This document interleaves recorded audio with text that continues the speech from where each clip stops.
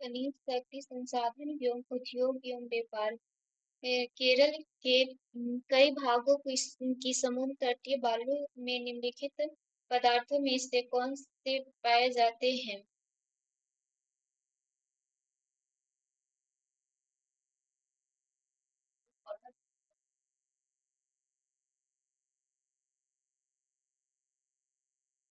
नीचे दिए गए फोटो का प्रयोग कर सही उत्तर चुनिए। इल इल्मेन इल्मेनाइट, जिरकॉन और सिलीमेनाइट। केरल के तटीय बालू का निक्षेपण में मेनोजाइट, इल्मेनाइट, जीरकॉन, स्टाइल, स्किल, मेनोटाइट आदि पाया जाता है। टंगस्टन नहीं पाया जाता है। मेनोजाइट एवं पिग्मेटाइट से यूरेनियम निकाला जाता है। मेनोजाइट से थेरियम भी निकाला जाता है। जिरकॉन का उपयोग इलेक्ट्रॉनिक वस्तुओं की सटीक बनाने में, टंगस्टन का उपयोग सबसे अधिक उपयोग इस्पात उद्योग में होता है। टंगस्टन का भंडार राजस्थान, महाराष्ट्र, कर्नाटक में है। इस ताप हस्तांतरित केंद्र को सूचित राज्य के साथ चिह्नित कीजिए और सूचियों के नीचे दिए गए फोटो का प्रयोग कर सही उत्तर चुनिए। मन्नू। मन्नू नागालैंड, नलबाड़ी नलबाड़ी असम और पासीघाट अरुणाचल प्रदेश। तुरा असम। तुरा मेघालय। नागालैंड के हस्तशिल्प केंद्र मखोद्वीप, दीपापुर, गणेश नगर अरुणाचल प्रदेश से हस्तशिल्प केंद्र टोगोई और दापोरिजो, पासीघाट, नमदफा, लिकावाली आदि। असम के हस्तशिल्प केंद्र नलबाड़ी, बकलीपाड़, भाटिया, बेटोछार आदि है। मेघालय के हस्तशिल्प केंद्र तुरा, नोगपोहा और वाघमारा आदि है। परिवहन निम्नलिखित में से कौन सा एक युग्म सम्मिलित नहीं है? दक्षिण पूर्व रेलवे भुवनेश्वर। हमारे देश में रेलवे परिचालन की शुरुआत सन 1853 में एकदम साधारण तरीके से हुई थी। पहली रेलगाड़ी मुंबई के ठाणे तक 34 किमी की दूरी तक चलाई गई थी। 31 मार्च 2004 तक भारतीय रेलवे के पास 7,817 इंजन, 5321 यात्री रेलगाड़ी, 4404 अन्य सवारी गाड़ी तथा 2,88,28,170 माल डिब्बे थे। 31 मार्च 2000 तक सूची प्रणाली को 9 क्षेत्रों जेम्स में बांटा गया था। प्रत्येक जोन में कई डिवीजन थे। बाद में नेटवर्क का विभाजन करके इसे 16 जेम्स में बांटा गया था, जो इस प्रकार था। रेलवे मध्य रेलवे मुंबई 5 नवंबर 1951 ईस्वी में। पूर्व रेलवे कलकत्ता 1 अगस्त 1955 ईस्वी में। उत्तर रेलवे नई दिल्ली 4 अप्रैल 1952 ईस्वी में। और उत्तर पूर्व रेलवे गोरखपुर 4 अप्रैल 1952 ईस्वी में। उत्तर पूर्व सीमांत रेलवे मोलेगांव गुवाहाटी 15 जनवरी 1958 ईस्वी में। दक्षिण रेलवे चेन्नई 14 अप्रैल 1951 ईस्वी में। दक्षिण मध्य रेलवे सिकंदराबाद 2 अक्टूबर 1966 ईस्वी में। दक्षिण पूर्व रेलवे कोलकाता 1 अगस्त 1955 ईस्वी में। पश्चिम रेलवे चार्ट गेट मुंबई 5 नवंबर 1951 में। पूर्वी मध्य रेलवे हाजीपुर 1 अक्टूबर 2002। पूर्वी तटवर्तीय रेलवे भुवनेश्वर 1 अप्रैल 2003। उत्तर मध्य रेलवे इलाहाबाद 1 अप्रैल 2003। उत्तर पश्चिम रेलवे जयपुर 1 अक्टूबर 2002। दक्षिण पूर्व मध्य रेलवे बिलासपुर 5 अप्रैल 2003। दक्षिण पश्चिम रेलवे हुबली 1 अप्रैल 2003। पश्चिम मध्य रेलवे जबलपुर 1 अप्रैल 2003। वर्तमान में भारत में 17वें रेलवे जोन है। 17वां रेलवे जोन दक्षिण तटीय रेलवे जोन है, जिसका मुख्यालय विशाखापट्टनम है। विश्व का भूगोल, ब्रह्मांड एवं सौर मंडल। अपने परिक्रमा पथ में पृथ्वी लगभग एक इसी मध्य वेग से सूर्य के चक्कर लगाती है। 30 किलोमीटर सेकेंड। अपने परिक्रमा पथ में पृथ्वी की सूर्य का चक्कर 29.8 किमी सेकेंड के वेग से लगाती है। पृथ्वी द्वारा सूर्य की परिक्रमा की समय विधि की तुलना में मंगल ग्रह द्वारा सूर्य की परिक्रमा की समय विधि कम है। मंगल ग्रह का व्यास पृथ्वी के व्यास की तुलना में कम है। ये गलत है, परंतु आठ सही है। पृथ्वी सूर्य का परिक्रमा 365 दिनों में करती है, जबकि मंगल सूर्य का परिक्रमा 687 दिनों में करता है। मंगल का भूमध्य रेखा व्यास 6794 किमी है। पृथ्वी का भूमध्य रेखा व्यास 12,756 किमी है। अतः विकल्प ए अनुसार ये कथन ए गलत है, परंतु आर सही है। सस्ता मंडल। निम्नलिखित समूहों में से किसी एक के देशों में भूमध्य रेखा गुजरती है। कोलंबिया, केन्या और इंडोनेशिया। भूमध्य रेखा दोनों ध्रुवों के ठीक बीचों बीच पृथ्वी के धरातल पर जो वृत्त खींचा जाए उसी काल्पनिक वृक्ष को भूमध्य रेखा कहती है। यह पृथ्वी को दो भागों में बांटती है, एक उत्तरीय गोलार्ध और दूसरी दक्षिणी गोलार्ध। भूमध्य रेखा के निम्नलिखित देशों से होकर गुजरती है। इक्वाडोर, कोलंबिया, ब्राजील, दक्षिण America. Gabon, Congo, Zaire, Uganda, Kenya, Somalia, गणतंत्र सभी अफ्रीका, मालदीव और इंडोनेशिया एशिया। निम्नलिखित कथनों पर विचार कीजिए। भौगोलिक मील की दूरी समुद्री मील से कम होती है। हारमोटन पूर्व अफ्रीका तट ध्रुवी भरी भूमि पवन है। ग्रीष्म तथा अल्बेनिया आइबेरिया प्रायद्वीपीय भाग है। उपयुक्त कथनों में से कौन सा सही है? केवल एक सही है। एक भौतिक मील 1.9609 किमी होता है। एक समुद्री मील में 1.852 किमी होता है। अतः भौमिक मील की दूरी समुद्री मील से कम है। हरमनटन पश्चिम अफ्रीका के सहारे रेगिस्तान से उत्तर पूर्व दिशा में चलने वाली गर्म एवं शुष्क हवा है। यह पवन सहारा से गिनी तट की ओर बहती है। गिनी तट पर इसे डॉक्टर हवा कहते हैं। सहारा रेगिस्तान से ही एक पवन सिराप चलती है, जो सहारा रेगिस्तान में इटली में प्रवाहित होने वाली गर्म वायु आइबेरियन प्रायद्वीप में पुर्तगाल, स्पेन, अंडोरा एवं जिब्राल्टर देश आते हैं। निम्नलिखित कथनों पर विचार कीजिए। रिएक्टर स्केल एक लघु गणितीय लॉगरिथम क्रम है तथा इसके फलस्वरूप परिक्रमा मात्रा में एक की वृद्धि आयाम के लिए 10 के गुणक के निरूपण करती है। रिएक्टर स्केल में प्रत्येक पूर्णांक पठन पर ऊर्जा पूर्ववर्ती पूर्णांक पठन की ऊर्जा के 100 गुना होती है। उपयुक्त कथनों में से कौन सी सही है? केवल एक।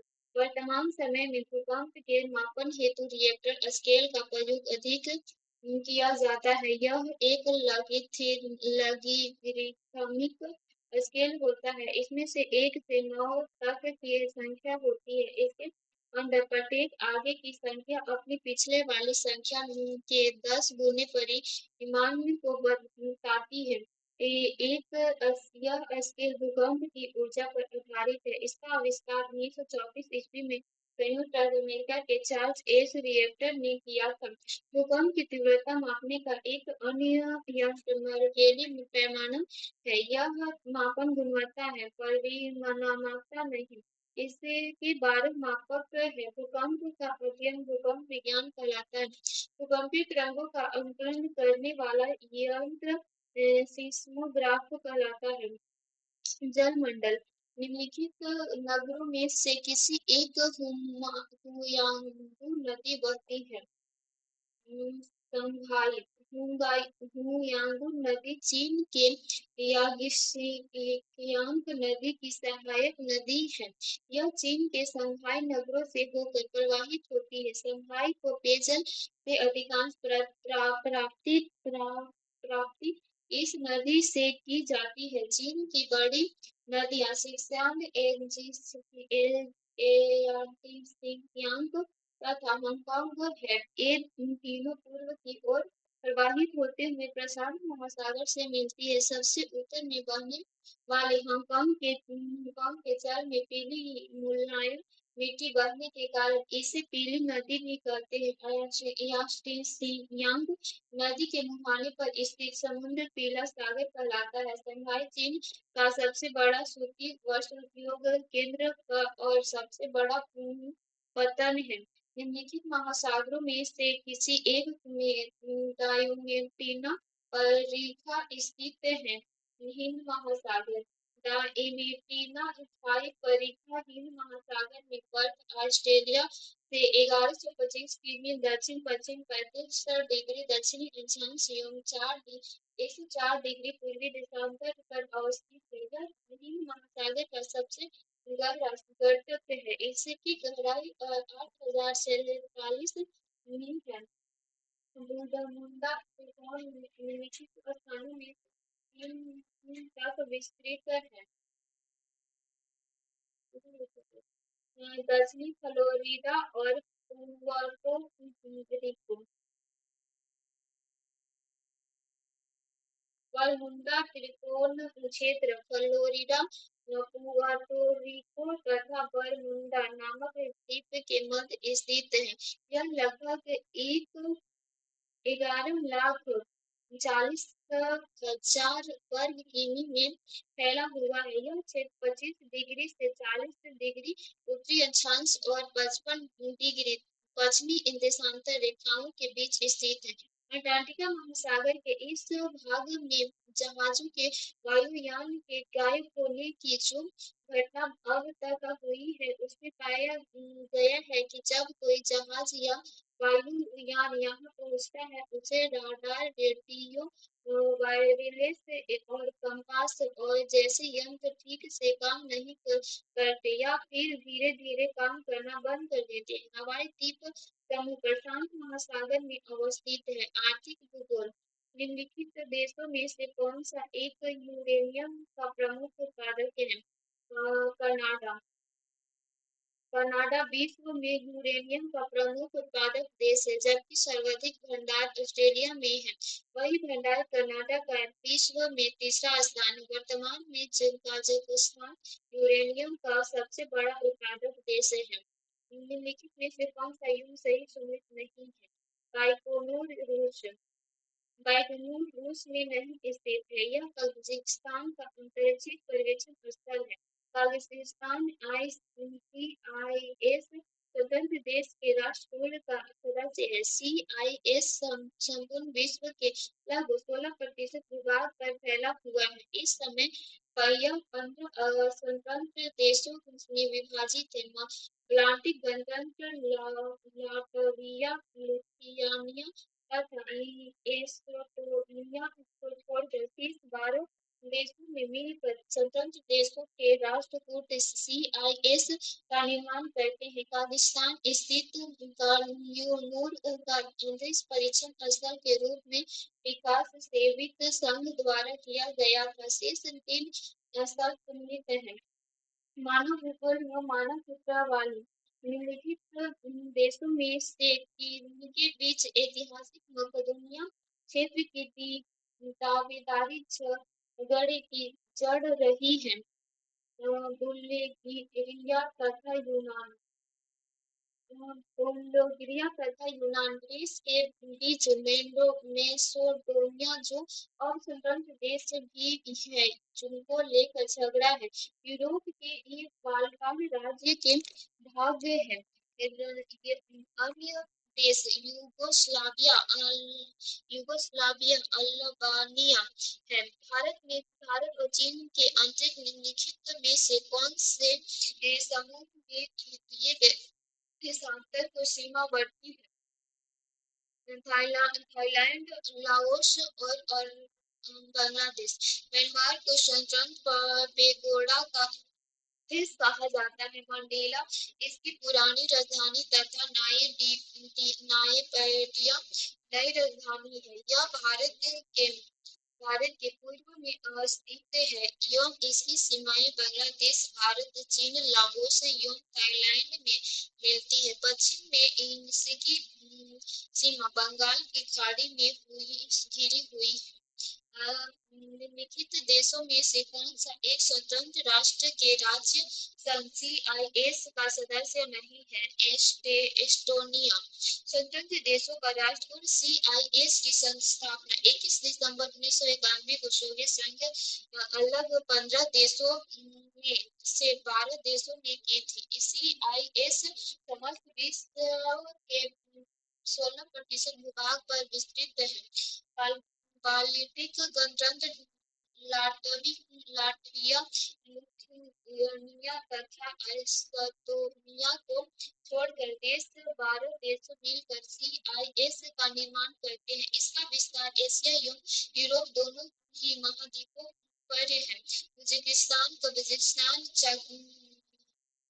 ताजिकिस्तान, तुर्कमेनिस्तान एवं किर्गिस्तान एशियाई गणतंत्र में शामिल किए जाते हैं। स्वतंत्र देशों के राष्ट्रकूट की राजधानी मिन्स्क, बेलारूस है। जनसंख्या एवं नागरिक। निम्नलिखित कथनों पर विचार कीजिए। जनगणना 2001 के अनुसार भारत के 28 राज्य जिनमें दिल्ली पुडुचेरी शामिल नहीं है। इसमें से केरल में पुरुष साक्षरता तथा महिला साक्षरता दर में सबसे कम अंतर है। जनसंख्या 2001 के अनुसार राजस्थान में साक्षरता दर राष्ट्रीय औसत साक्षरता दर से अधिक है। उपयुक्त तथ्यों में से कौन से सही है? ना ही एक और ना ही दो सही है। प्रश्नकाल के दौरान विकल्प डी सही है। भारत की जनगणना वर्ष 2001 के अनुसार पूरी साक्षरता दरों में सबसे कम अंतर वाले 3 राज्य इस प्रकार हैं। मिजोरम 88.8, 90.7, 86.7, 4%। मेघालय 62.6, 65.4, 67.6, 5.8% और केरल 90.90 और 94.2, 87.7, 6.5% और राजस्थान 60.4%, 75.7%, 43.9%, 31.8%। यह स्पष्ट है कि पुरुष साक्षरता तथा महिला साक्षरता दरों में सबसे कम अंतर मिजोरम का है।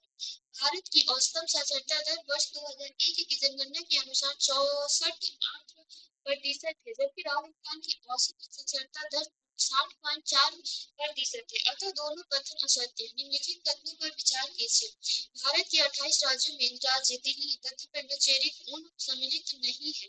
सिक्किम का क्षेत्रफल सबसे कम है। पुडुचेरी की राष्ट्रीय राजधानी क्षेत्र दिल्ली तथा अन्य संघ राज्य क्षेत्रों में से चंडीगढ़ की साक्षरता दर सबसे अधिक है।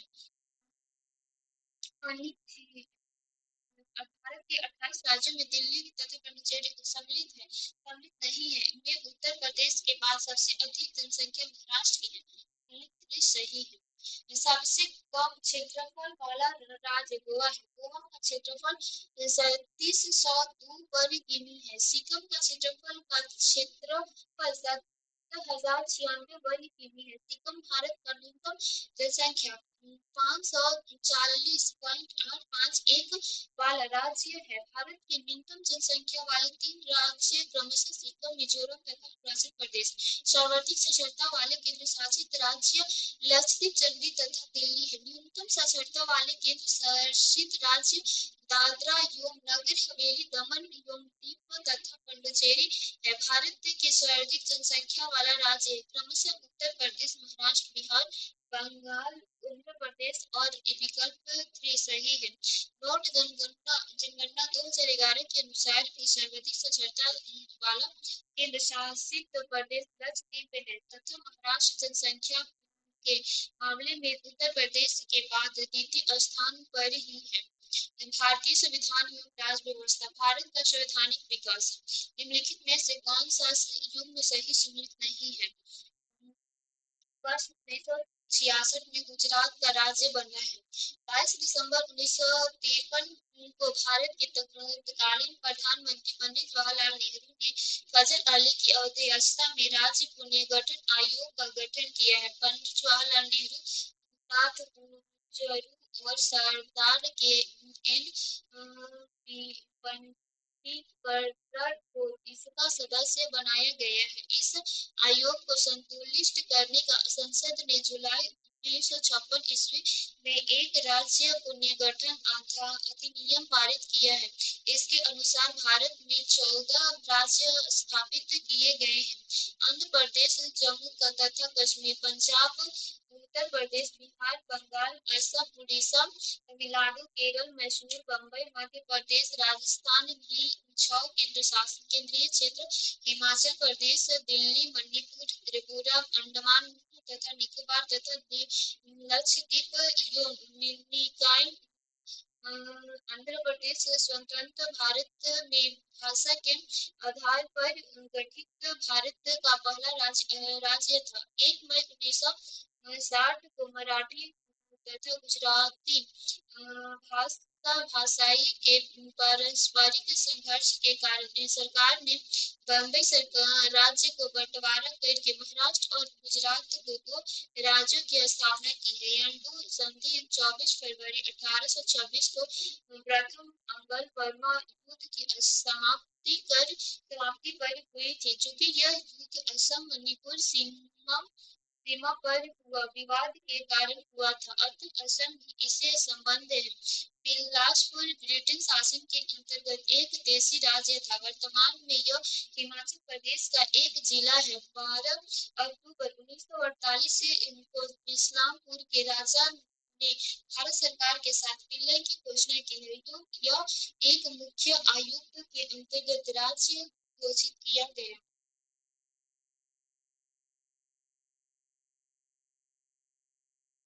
नागरिकता, मूल अधिकार, मूल कर्तव्य के नीति निर्देशक तत्व। निम्नलिखित तत्वों पर विचार कीजिए।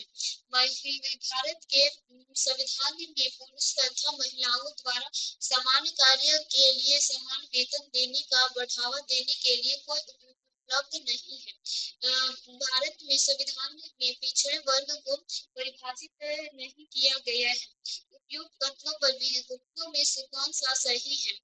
केवल 2 सही है। भारत के संविधान के नीति निर्देशक तत्वों के अनुच्छेद 50 में पुरुषों के महिलाओं को समान कार्य के लिए समान वेतन देने का प्रावधान है। भारत के संविधान में पिछड़े वर्गों को परिभाषित नहीं किया गया है। अनुच्छेद 244 एक के अंतर्गत राष्ट्रपति को सामाजिक एवं शैक्षणिक दृष्टि से पिछड़े हुए वर्गों को दिशाओं तथा उनकी कठिनाइयों के अध्ययन के लिए एक आयोग की नियुक्ति की शक्ति है। अनुच्छेद 1504 एवं 16 में पिछड़े वर्गों के लिए प्रावधान है।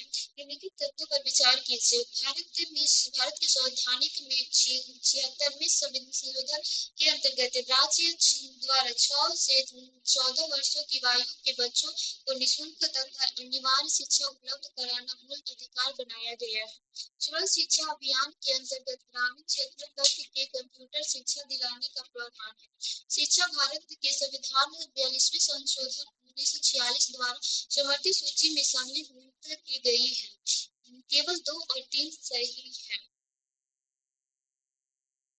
भारत के भारत के संविधान में 46वें संविधान संशोधन द्वारा नहीं बल्कि 86वें संविधान संशोधन द्वारा राज्य द्वारा 6 से 14 वर्ष की आयु वर्ग के बच्चों को निःशुल्क तथा अनिवार्य शिक्षा मूल अधिकार के 21 तथा 21 ए से जोड़ा गया है। संविधान के अनुच्छेद 51 ए से संशोधन करके जे के बाद नया अनुच्छेद के जोड़ा गया है। इसमें से 6 से 14 वर्ष की आयु के बच्चों के माता पिता का अभिभावक अथवा संरक्षक को अपने बच्चों को शिक्षा दिलाने के लिए अवसर दिलाना का प्रावधान है। अनुच्छेद 45 में भी 6 वर्षों से कम आयु के बच्चों की शुरुआती देखभाल और उनकी शिक्षा की व्यवस्था की गई है। सर्व शिक्षा अभियान के अंतर्गत प्राथमिक शिक्षा के सर्वव्यापीकरण के बहुप्रतीक्षित उद्देश्य को हासिल करने की दिशा में उठाया गया है कदम है। यह कार्यक्रम सामाजिक, क्षेत्रीय और लैंगिक अंतर को दूर करने के अतिरिक्त लड़कियों की शिक्षा पर जोर देता है। इस कार्यक्रम की मुख्य विशेषता है लड़कियों पर खास कर SC और अल्पसंख्यक वर्गों की लड़कियों पर ध्यान लड़कियों के लिए पाठ्य पुस्तक लड़कियों के समान अवसर बढ़ाने के लिए शिक्षा जागरूकता कार्यक्रम 50% महिलाओं की नियुक्ति ग्रामीण क्षेत्रों तक में कंप्यूटर शिक्षा दिलाने का प्रावधान 1976 में 42वें संविधान संशोधन द्वारा शिक्षा को समवर्ती सूची में शामिल किया गया था। विधानमंडल मंत्री परिषद निम्नलिखित कथनों पर विचार कीजिए। केवल राज्यसभा में यह शक्ति निहित है कि वह यह घोषणा करे कि राज्य सूची में से किसी विषय में संबंध में राष्ट्रीय हित में संसद विधेयक बना सकती है। आपात की घोषणा का अनुमोदन करने वाला संकल्प केवल लोकसभा द्वारा पारित किया जाता है। उपयुक्त तत्वों में से कौन सा सही है? केवल एक। अनुच्छेद 49 के अंतर्गत यदि राज्यसभा द्वारा उपस्थित और मत देने वाले सदस्यों के 2/3 बहुमत से संकल्प पारित करे यह घोषित कर दिया जाए कि राष्ट्रीय हित में यह आवश्यक है कि संसद राज्य सूची में वर्णित किए विषयों पर विधित बनाए तो जब तक वह संकल्प प्रवृत्त है संसद का उस विषय पर कानून बनाना विधि संगत होगा। राज्य भाषा का ऐसा संकल्प केवल 1 वर्ष के लिए प्रवाहित होता है। आपातकाल की उद्घोषणा संसद के प्रत्येक सदन के समक्ष रखी जाएगी और 1 मास 44वें संविधान संशोधन के पूर्व 2 मास को समाप्ति पर यदि उस अवधि के समाप्ति से के पहले संसद के दोनों सदनों के संकल्प और द्वारा अनुमोदित नहीं कर दिया जाता है तो परिवर्तन में नहीं रहेगी। न्यायालय व्यवस्था संघ एवं राज्य जब भारतीय न्यायिक पद्धति में लोकहित मुकदमा लाया गया तब भारत के मुख्य न्यायमूर्ति कौन थे? P.N. भागवती।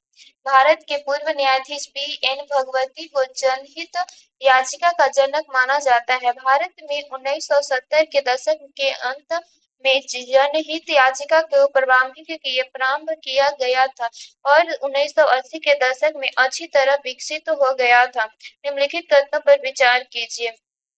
कोई व्यक्ति जिसमें उच्च न्यायालय के अस्थायी न्यायाधीश के रूप में पद धारण किया है उच्चतम न्यायालय के सिवा भारत के किसी न्यायालय या किसी प्राधिकारी के समक्ष अभिभाषण या कार्य नहीं कर सकता है।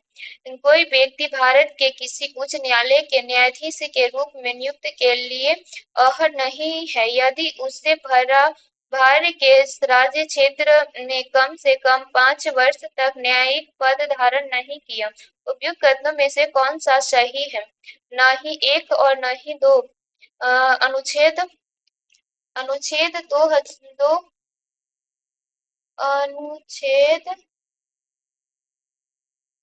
अनुच्छेद 220 के तहत उच्च न्यायालय के सेवानिवृत्त न्यायाधीशों को उच्चतम न्यायालय और उच्च न्यायालय के विभिन्न उच्च न्यायालय जिसमें कि उसने अस्थायी न्यायाधीश के रूप में कार्य किया है के सिवा भारत के किसी न्यायालय या किसी प्राधिकारी के समक्ष अभिभाषण नहीं कर सकता। अनुच्छेद 2017 के तहत उच्च न्यायालय के न्यायाधीश में निम्नलिखित अर्हता होनी चाहिए। वह भारत का नागरिक हो। भारत राज्य क्षेत्रों में कम से कम 10 वर्ष तक कोई न्यायिक पद धारण कर चुका हो अथवा उच्च न्यायालय में कम से कम 10 वर्ष तक अधिवक्ता रह चुका हो। भारत के प्रत्येक राज्य के राज्य क्षेत्र में एक उच्च न्यायालय विद्यमान है। भारत के संविधान के प्रावधान है कि प्रत्येक राज्य में एक उच्च न्यायालय हो। ए गलत है परंतु आर सही है। संविधान में न्यायालयों की जो साधारण रूपरेखा दी गई है उसके अनुसार प्रत्येक राज्यों में न्यायपालिकाओं के शीर्ष स्थान पर उच्च न्यायालय है। अतः संविधान में एक उपबंध किया गया है कि संसद विधि दो या अधिक राज्यों के लिए उच्च न्यायालय संस्थापित कर सकेगी। अनुच्छेद अनुच्छेद 231 ईस्वी प्रकार संसद विधि द्वारा किसी उच्च न्यायालय को अधिकारिता का विस्तार संघ और राज्य क्षेत्रों पर कर सकती है। यह संघ और राज्य क्षेत्र से किसी उच्च न्यायालय की अधिकारिता हटा भी सकती है। अतः कथन ए असत्य है जबकि कारण आर सत्य है। निर्वाचन आयोग राज्यसभा निम्नलिखित में से कौन सा आयोग भारत के संविधान एक अनुच्छेद के अंतर्गत सुस्पष्ट उपलब्ध के पालन में गठित हुआ है।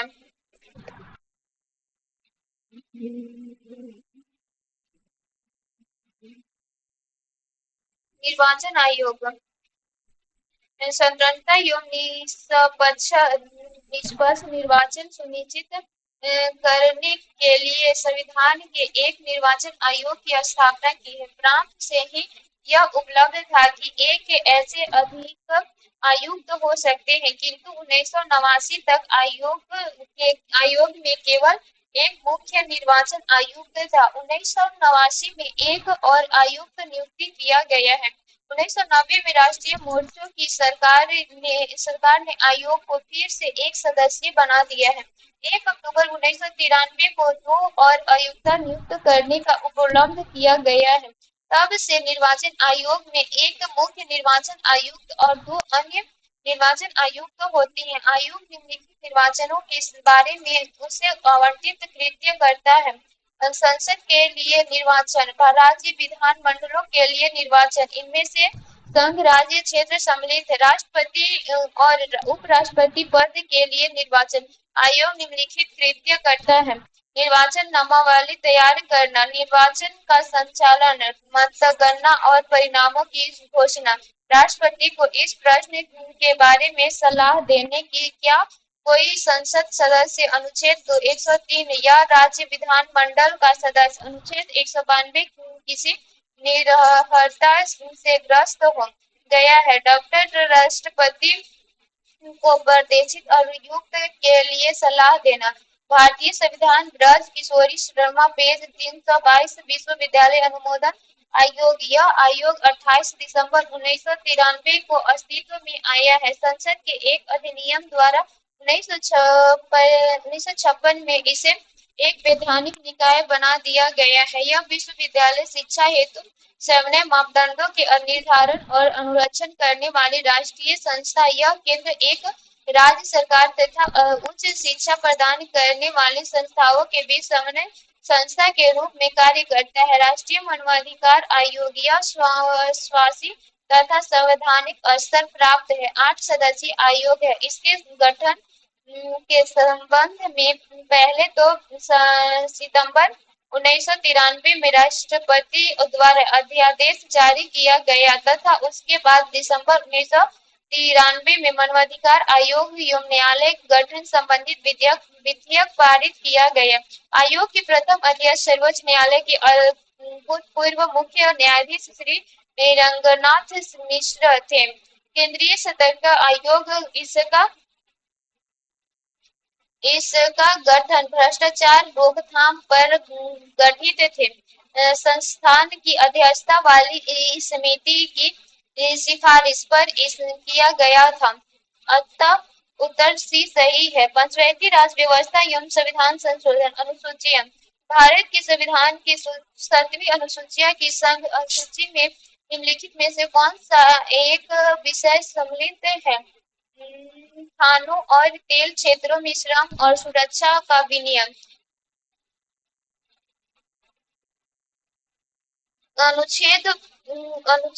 अनुसूची 7 की सूची 1 के को संघ सूची कहते हैं।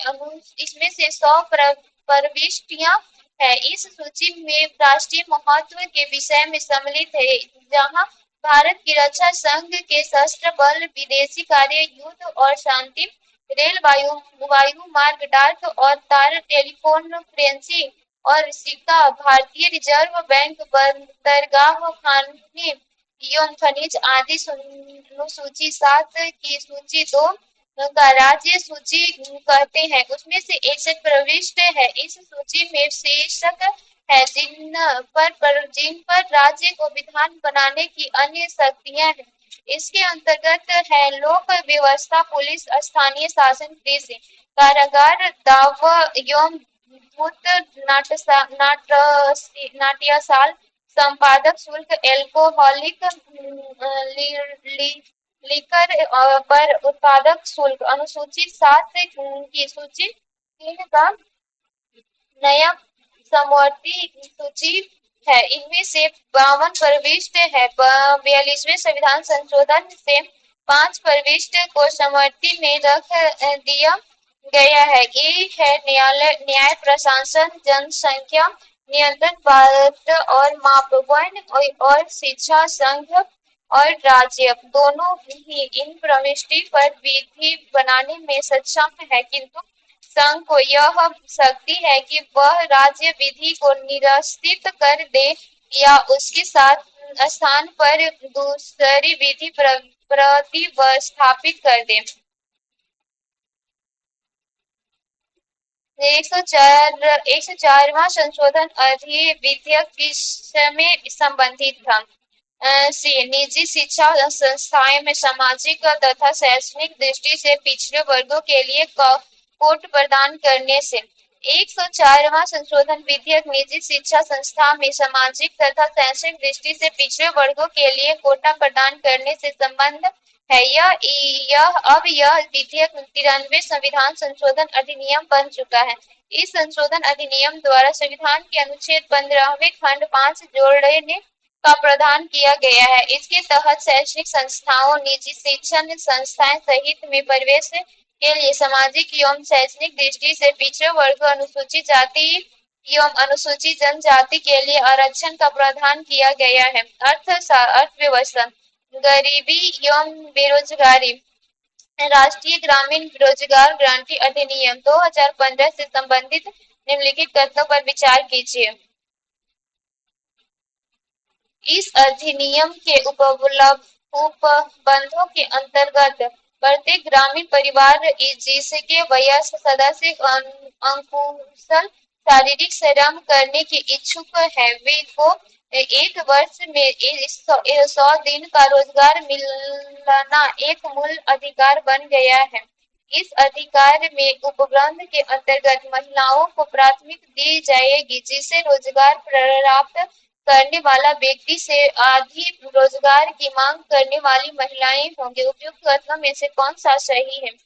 ना ही 1 और ना ही 2 सही है। राष्ट्रीय ग्रामीण रोजगार गारंटी अधिनियम 2005 के उपबंधों के अंतर्गत प्रत्येक ग्रामीण परिवार जिसके वयस्क सदस्य अनुकुशल शारीरिक श्रम करने की इच्छुक है, तो को 1 वर्ष में 100 दिनों को रोजगार दिलाने का एक कानून बनाया गया है, न कि मूल अधिकार के रूप में इसे जोड़ा गया है। इस अधिनियम में महिलाओं को 1/3 रोजगार दिए जाने का प्रावधान है।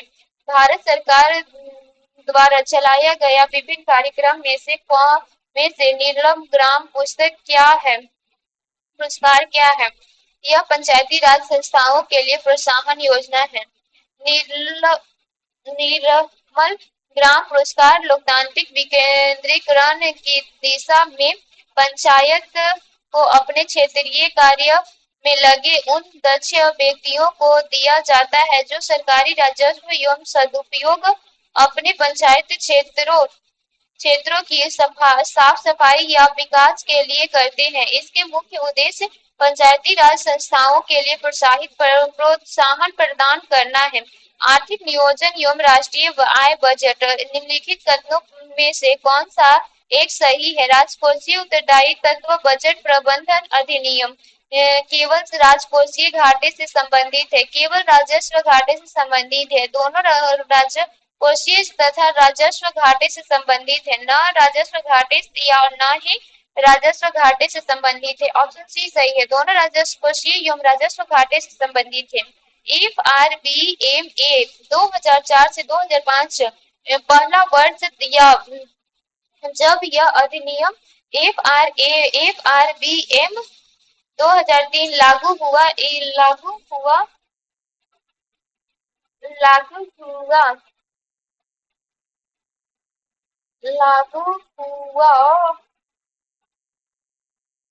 सरकार के राजस्व राजकोषीय घाटे में निर्धारण न्यूनतम कटौती से आगे जाते हुए 2004 से 5 के बजट में अग्रवित राजकोषीय समजन का लक्ष्य रखा था। ग्रामीण विकास मंत्रालय और भारत सरकार द्वारा शुरू की गई कल्याण योजनाओं से संबंधित निम्नलिखित कथनों पर विचार कीजिए। ग्रामीण क्षेत्रों के पेयजल भारत निर्माण योजना का एक घटक है। राष्ट्रीय ग्रामीण रोजगार गारंटी अधिनियम 2005 में यह उपबंध है कि इस अधिनियम के अंतर्गत कार्यक्रमकारों को राज्य में कृषि कार्यक्रम पर लागू कानून द्वारा अपेक्षित न्यूनतम मजदूरी देना आवश्यक है। दोनों एक और दो दोनों सही है।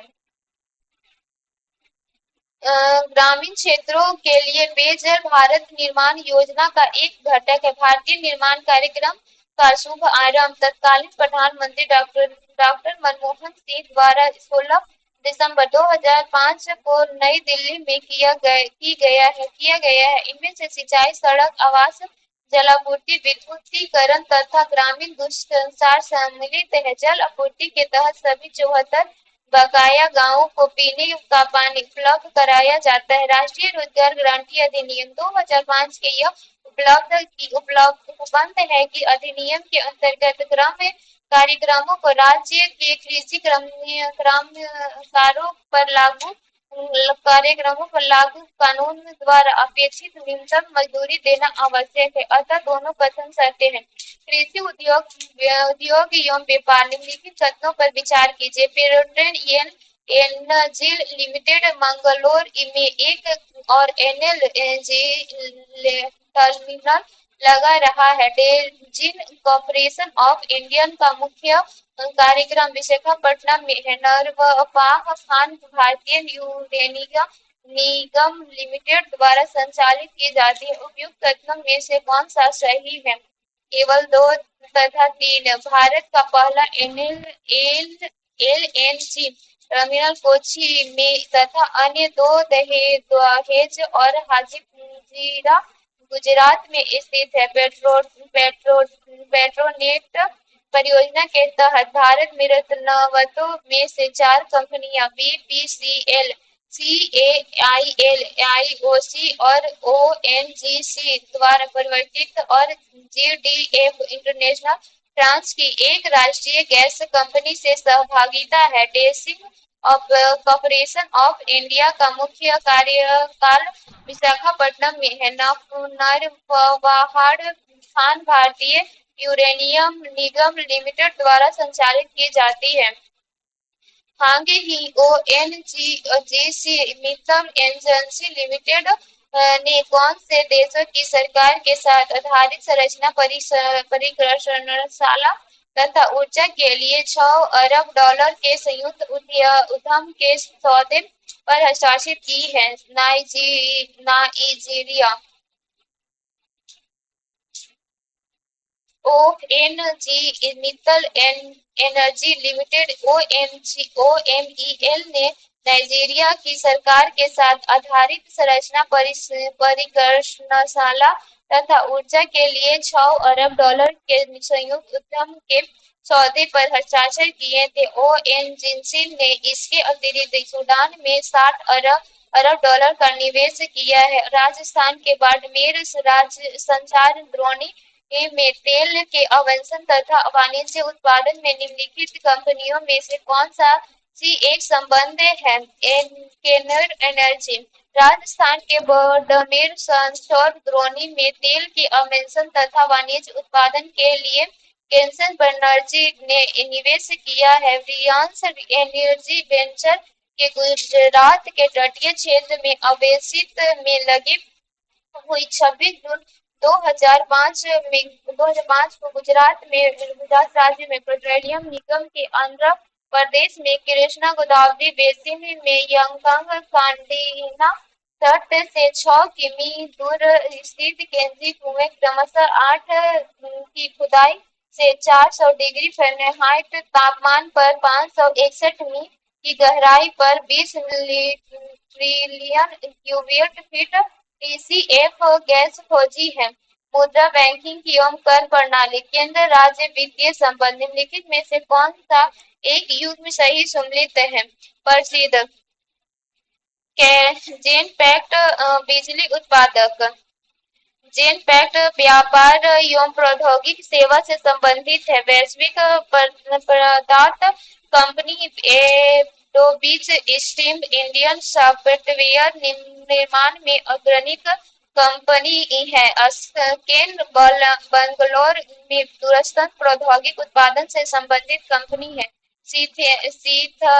सीनथाइट मसाले का निर्यात करने वाली केरल राज्य स्थित एक कंपनी है। इस कंपनी की भारत के कुल मसाला निर्यात में हिस्सेदारी 50% है। निम्नलिखित में से कौन सा एक सही कथन है? केंद्र सरकार द्वारा उद्यम प्रत्यक्ष कर हम उन करों को कहते हैं जिससे बोझ को दूसरों पर वर्गीकृत नहीं किया जा सकता है, जिनके संबंध में कर से उत्पन्न कराघात तथा करापात उसी व्यक्ति पर पड़ता है जिस पर ऊपर सरकार लगाती है। जिन करों के बोझ के विपरीत किया जा सकता है जिन्हें उन्हें प्रत्यक्ष कर कहते हैं। केंद्र सरकार द्वारा उद्धृत प्रत्यक्ष कर है व्यक्तिगत आय कर, निगम कर, उपहार कर, अस्तित्व कर, व्यय कर, समाप्ति कर, पूंजी लाभ कर, व्यय कर, पूंजी लाभ कर, व्यय कर, ब्याज कर, व्यय कर। केंद्र सरकार के अप्रत्यक्ष कर संघीय उत्पादक शुल्क, सीमा शुल्क, सेवा कर, विक्रय कर, व्यय कर या होटल टैक्स। अतः विकल्प सी सही है। वर्तमान केस में सभी पक्ष करों में जीएसटी से शामिल कर लिया गया है। निम्नलिखित भारतीय बैंक में से कौन सा एक राष्ट्रीयकृत बैंक है? फेडरल बैंक 19 जुलाई 1969 को ऐसे 14 बड़े व्यावसायिक बैंकों का राष्ट्रीयकरण किया गया था जिनका जमाए 50 करोड़ रुपए से अधिक थी। ये बैंक निम्नलिखित थे। सेंट्रल बैंक ऑफ इंडिया, दो Bank of India, Punjab National Bank, Canara Bank, United Commercial Bank, Syndicate Bank, Bank of Baroda, United Bank of India, United Bank of India, Dena Bank, Allahabad Bank of Maharashtra. 15 April 1980 को पुनः 6 उन निजी बैंकों का राष्ट्रीयकरण किया गया है जिनकी जमाए 200 करोड़ रुपए से अधिक थी। ये निम्नलिखित थे। एक Andhra bank, Punjab and Sind bank, ड्यूक bank of India, Vijay bank, corporation bank, oriental bank of commerce. 4 सितंबर 1993 को सरकार ने न्यू बैंक ऑफ इंडिया का पंजाब नेशनल बैंक में विलय कर दिया है। इसे राष्ट्रीयकृत बैंक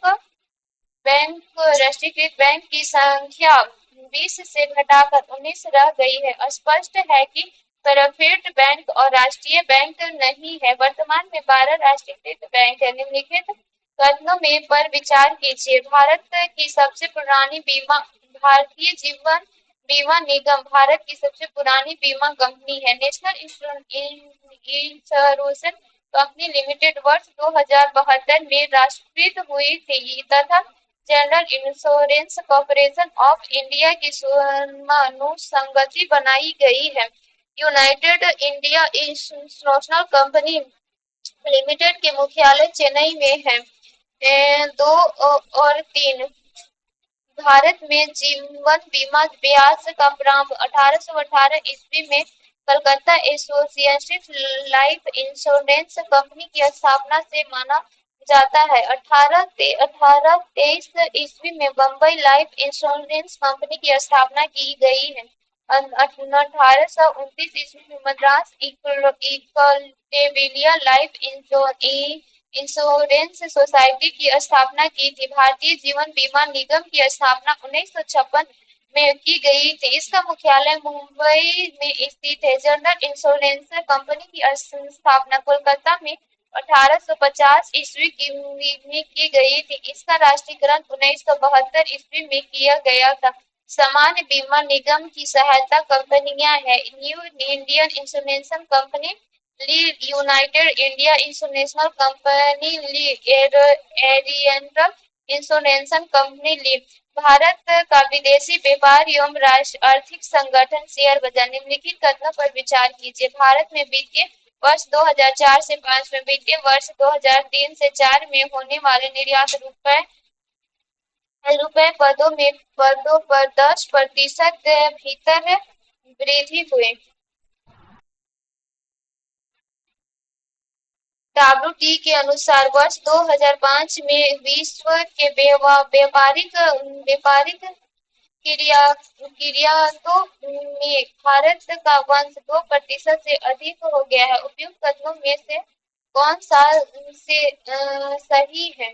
न ही एक सही है, न ही दो सही है। भारत में वित्तीय वर्ष 2004 से 5 में वित्तीय वर्ष वित्तीय वर्ष वित्तीय वर्ष वित्तीय वर्ष 2003 से 4 2003 से 4 में होने वाले निर्यात पर 16% के भीतर वृद्धि हुई है। विश्व व्यापार संगठन के अनुसार वर्ष 2005 में विश्व व्यापारिक निर्यातों में भारत का अंश 0.8% है, अतः विकल्प डी सही है। शेष विश्व के साथ आर्थिक विषम व्यवहार का सुचारू चित्रण करने के लिए व्यापारक शेष की तुलना में अदायमी संतुलन बेहतर है। अदायमी संतुलन दोनों दृश्य तथा अदृश्य मतों के विनियमित को सम्मिलित करता है, जबकि व्यापार शेष ऐसा नहीं करता है। एक देश का विश्व के अन्य देशों के साथ क्या देना क्या पाना, मुख्य रूप से इस उद्देश्य से जो विवरण तैयार किया जाता है उसे भुगतान संतुलन कहते हैं। भुगतान संतुलन विवरण को दो भागों में बांटा जा सकता है, चालू खाता या पूंजी खाता। चालू खाता के भीतर भी दो उपभाग किए जा सकते हैं, दृश्य खाता तथा अदृश्य खाता। व्यापार शेषों में विश्व के देशों के साथ मात्र दृश्य वस्तु की आर्थिक व्यवहार संपन्न होता है, अतः कथन ए और कारण आर दोनों सही है तथा कारण आर का कथन ए सही व्याख्या है। निम्नलिखित कथनों पर विचार कीजिए। भारत के प्रत्येक राज्य सरकार ने अपने राज्यों में विद्युत अपील न्यायाधिकरण स्थापित किया गया है। भारत में बिजली के उपकप्रेषण तथा वितरण प्रणाली को कोटि उन्नत त्वरित बिजली विकास एवं सुधार कार्यक्रम का एक घटक है। उपयुक्त कथनों में से कौन सा सही है? केवल दो सही है। केंद्र सरकार ने विद्युत प्राधिकरण 2003 की धारा 110 के तहत 7 अप्रैल 2004 को विद्युत अपीलीय न्यायाधीश गठित किया है। इसका मुख्यालय दिल्ली में है। न्यायाधीश के नियामक आयोग न्यायिक अधिकरणों के अध्यक्ष के विरुद्ध अपीलों की सुनवाई करेगा। 25 और राज्य उड़ीसा, हरियाणा, आंध्र प्रदेश, उत्तर प्रदेश, कर्नाटक, पश्चिम बंगाल, तमिलनाडु, पंजाब, दिल्ली, गुजरात, मध्य प्रदेश, महाराष्ट्र, राजस्थान, हिमाचल प्रदेश, असम, छत्तीसगढ़, उत्तरांचल, गोवा, बिहार, झारखंड, केरल, त्रिपुरा, पश्चिम, जम्मू कश्मीर और मेघालय ने या तो राज्य विद्युत नियामक आयोग गठित कर दिए हैं और या फिर उसके के बारे में अधिसूचना जारी कर दी है। मिजोरम और मणिपुर के लिए संयुक्त विद्युत निकाय आयोग ने गठित की अधिसूचना जारी कर दी गई है। इस समय 22 राज्य विद्युत निकाय आयोग कार्यरत है। उड़ीसा और दिल्ली में विद्युत वितरण का निजीकरण कर दिया गया है। केंद्रीय विद्युत प्राधिकरण एक वैधानिक संगठन है। यह विद्युत अधिनियम 2003 के 3 की धारा 70(1) के नियंत्रित होता है। यह देश में विद्युत विकास की नीतियां तथा कार्यक्रम बनाने तथा विद्युत में विभिन्न विकास गतिविधियों की योजना बनाने और उसमें तालमेल रखने का कार्य करता है। सरकार ने त्वरित बिजली विकास एवं सुधार कार्यक्रम APDRP को इस आवश्यक से स्वीकृत दी कि इसे शहरी तथा औद्योगिक क्षेत्रों के संघन विद्युतीकृत इलाकों के उप प्रेषण में सुधार होगा और संघन तकनीकी तक घटाकर राज्य बिजली बोर्ड के वाणिज्य रूप से व्यवहार व्यवहार्यपरक बनाया आयोग इस बिजली आपूर्ति की गुणवत्ता तथा विश्व विश्व विश्वसनीयता और उपयोगिता की पर्याप्त